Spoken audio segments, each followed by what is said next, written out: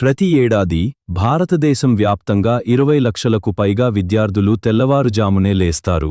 ఈ పరీక్షతో డాక్టర్ అయ్యే అవకాశం వస్తుందని ఆశతో మే 3వ తారీఖున అందరూ నీట్ పరీక్ష రాశారు. మెడికల్ సీటు ఎవరికి వస్తుందో తేల్చేది ఈ ఒక్క పరీక్షే. కొన్ని రోజుల్లోనే గోల మొదలైంది. అసలు పేపర్లో వచ్చిన 140 ప్రశ్నలు లీకైన పేపర్లో కూడా వచ్చాయని, అది ఇంటర్నెట్లో తిరుగుతోందని తెలిసింది. ఏళ్ల తరబడి నిద్ర, స్నేహాలు వదులుకుని చదివారు. అయినా ఈ వార్త వినగానే వాళ్లకు అస్సలు ఊహించని దెబ్బలా అనిపించింది. మే 12న పరీక్ష పెట్టిన సంస్థ లీక్ కారణం చెప్తూ ఫలితాలను పూర్తిగా రద్దు చేసేసింది. దాంతో నెలల కష్టం ఒక్క రాత్రిలో వృధా అయింది. కోచింగ్ కోసం ఇప్పటికే డబ్బు ఖర్చుపెట్టిన కుటుంబాలకు ఇప్పుడు మళ్లీ మొదటి నుంచి మొదలుపెట్టాలంటే ఇంకా ఖర్చు తప్పలేదు. జూన్ 21న మళ్లీ పరీక్ష పెట్టారు.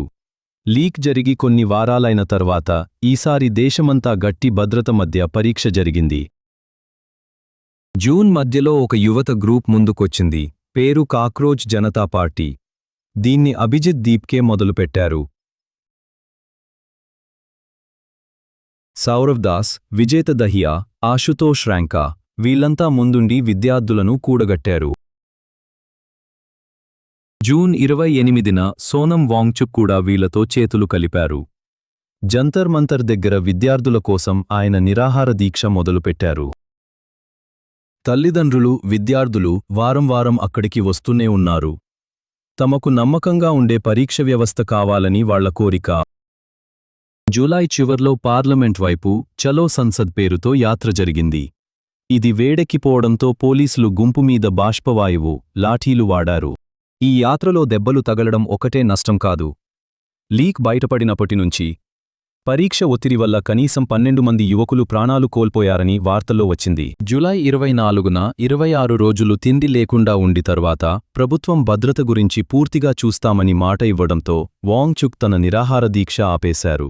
మరుసటి రోజే కాక్రోచ్ జనతా పార్టీ నడిపిస్తున్న యువత ఉద్యమం ఒత్తిడి వల్ల విద్యామంత్రి ధర్మేంద్ర ప్రధాన్ రాజీనామా చేసి తన లేఖ ప్రధానమంత్రికి ఇచ్చారు.